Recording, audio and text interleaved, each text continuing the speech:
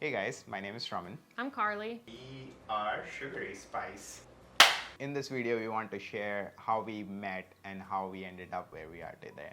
So let's go. From the outside, it might seem like a typical rom-com movie storyline where guy meets a girl, they spend a lot of time getting to know each other, becoming friends. Suddenly, they realize that they actually have feelings for each other, and then they lived happily ever after. Obviously, it wasn't as straightforward as a rom-com script. Let's take a step back, rewind it to where it all started.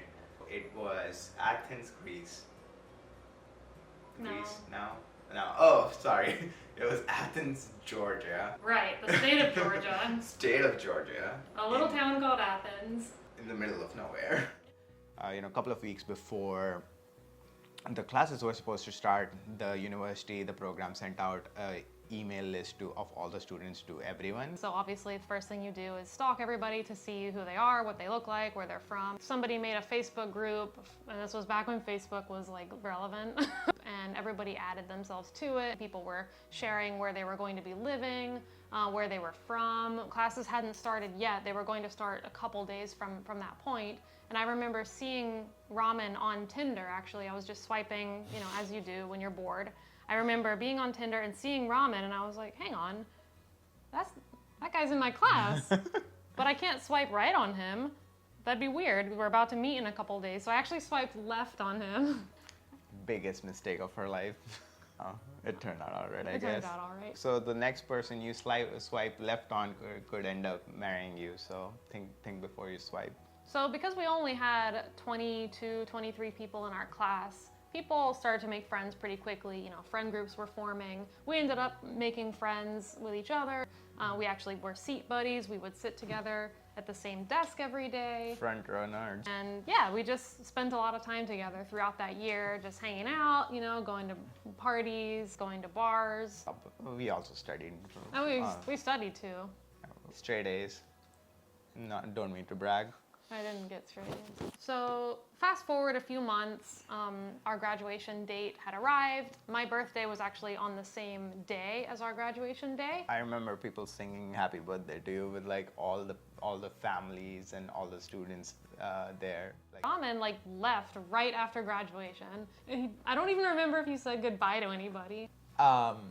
So actually the reason why I left was it was pretty chaotic right after we got our degrees, we walked on the stage, my family was there, and we were like, okay, if we hit the road right now, we would be able to get to where we were going. I didn't really get time to properly say bye to people. And I was thinking, am I never gonna see him again? What happened? Yeah.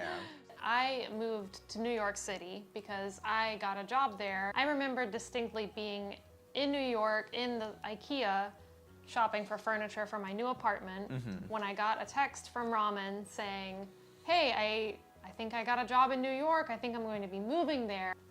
And it wasn't just Raman, actually. A handful of our friends ended up getting jobs in New York City, so it was awesome. We had our built-in friend group already there. You have friends, and you're in a big city, so it was really fun. So it started off with us hanging out in groups. Over time, we started to hang out a bit by ourselves as well whenever we did get a chance. Started with us starting to watch movies, because that's like an easy first way to have like one-on-one time with someone else. Carly's first Bollywood movie ever was Kala Ho Na Ho. What we did was we did that thing where I was at my place, he was at his place, and we hit play at the same time. Sounds pretty cheesy, but it actually is really fun. You should definitely try it out if you haven't, with that the girl you're trying to get with.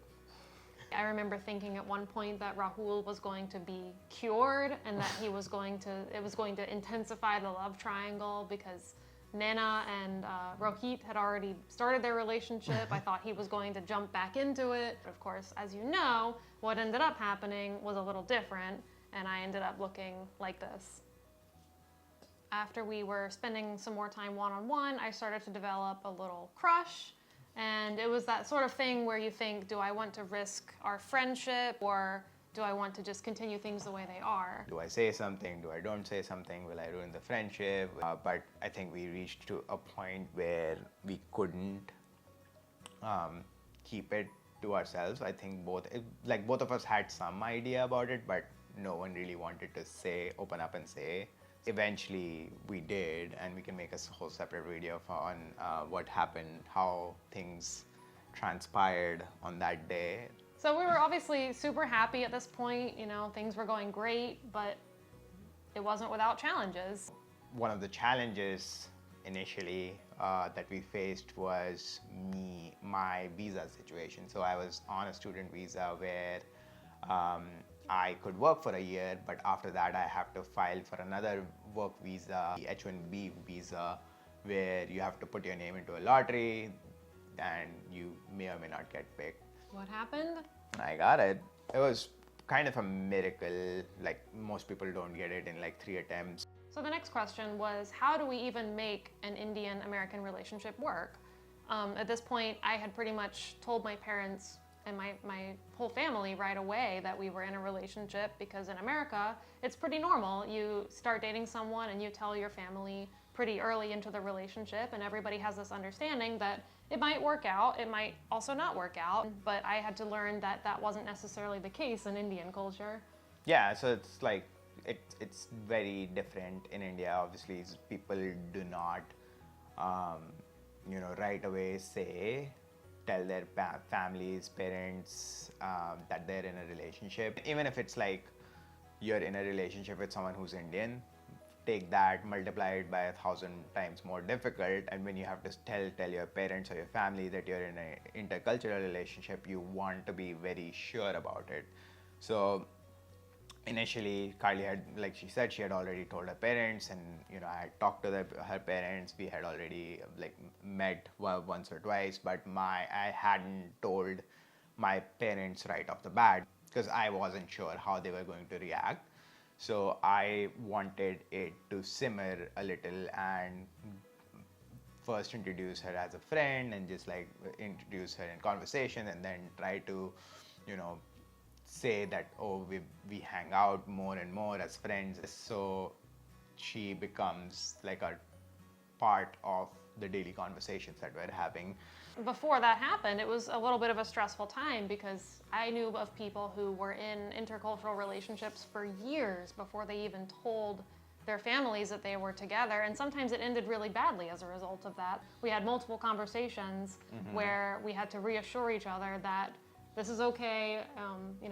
It's just a slow introduction, but it's going to happen. You're not going to be a secret forever type of thing. If you're in an intercultural relationship, I think it's important for you to have that chat up front about, hey, how do we think we want to proceed? And also, if you're thinking about introducing your partner to your parents, it's in my opinion a good idea to like slowly introduce them one by one into your conversation, instead of it being just like an abrupt whack on their face or surprise to their face and saying, hey, I'm in a relationship with this random girl that they don't, or guy they haven't even heard the name of.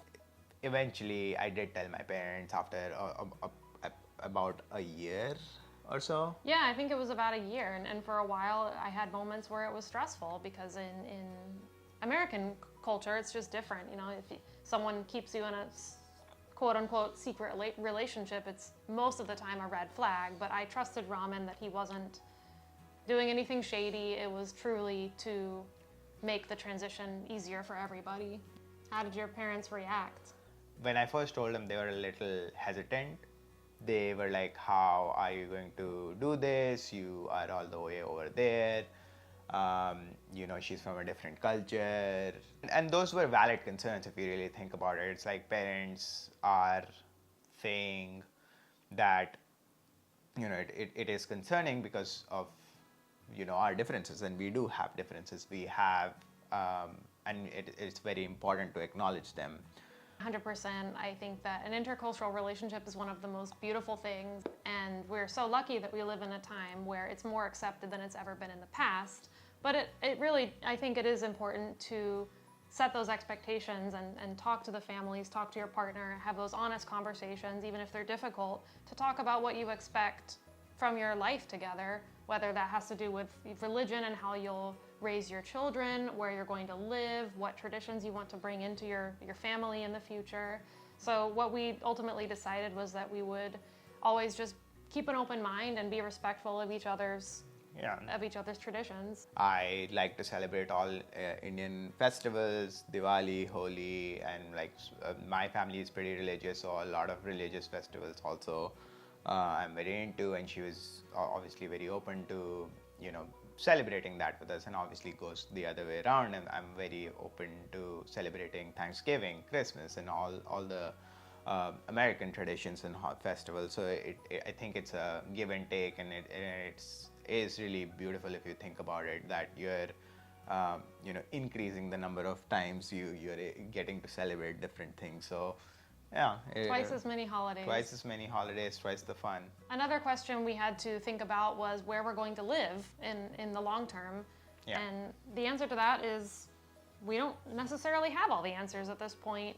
We've definitely talked about it a lot. A lot of our decisions, all our decisions will eventually be driven by family. So we want to be, close to family. It could be anywhere. It could be America. It could be Canada. It could be India. It could be Bali. So who knows? So where are we now? We are married as of August 14th. We did get engaged in June, so you can do the math and see that there wasn't, for American standards, there wasn't a long engagement period. We can do a whole separate video on what that looked like and our wedding planning and our wedding. We live in Jersey City, which is really right outside of New York City. We can be in the city in 20 minutes by train. And so far, we're really happy in our lives, so we're just looking forward to seeing what adventures are next for us. Yeah, so that's our story. We hope you guys had fun hearing all about it, and we have tons of ideas for new videos, but if you have specific questions for us or anything you'd like to see from us, feel free to leave it in the comments. Yeah, and please like this video if you found it entertaining, interesting, anything intriguing. If you want to check out more videos from us, hit this subscribe button right here. See ya.